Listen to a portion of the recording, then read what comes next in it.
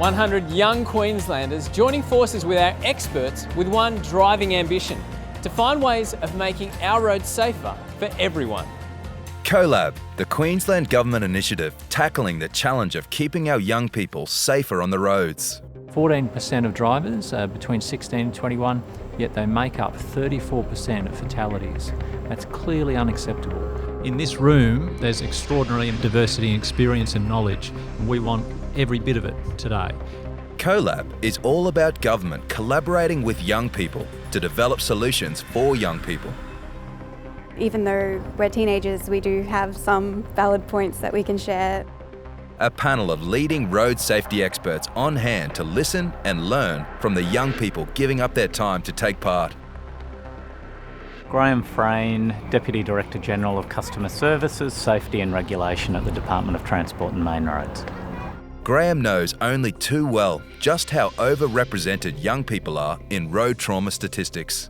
What you find is that the learner period actually turns out to be one of the safest periods of a driver's road experience. So then what you suddenly find is the least safe period, and that is when you first get out on the road by yourself on your provisional licence. Everyone always says that P-platers are the worst, but seeing those facts and seeing the people involved really put it into perspective.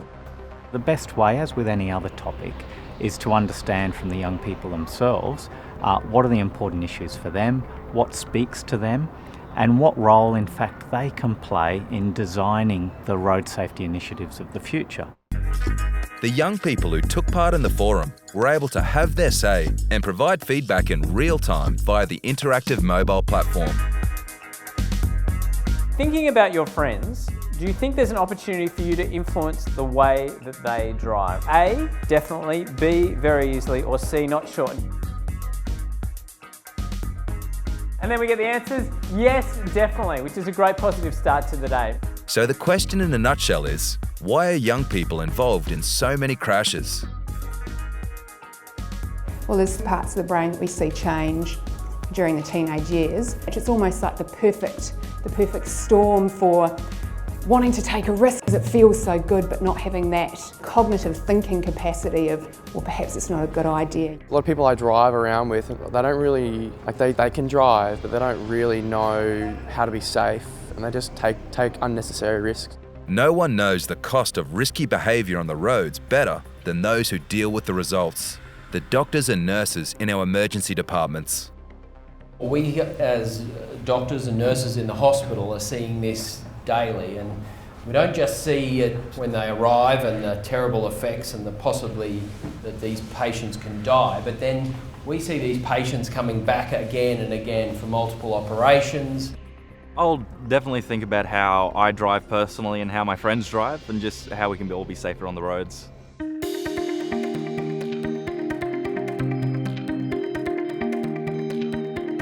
The experts gave the participants a lot of food for thought.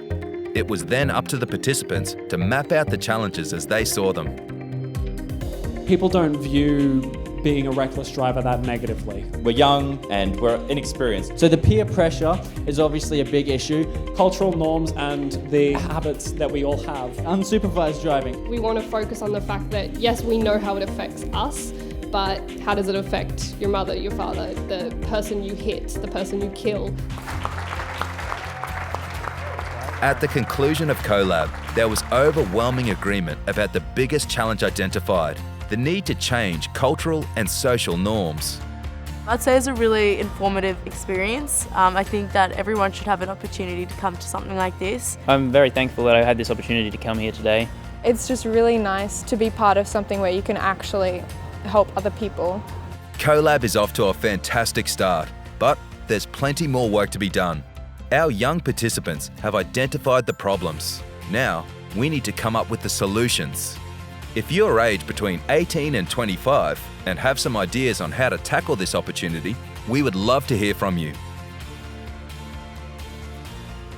To learn more and share your ideas, follow the links below. You have the chance to make a real difference.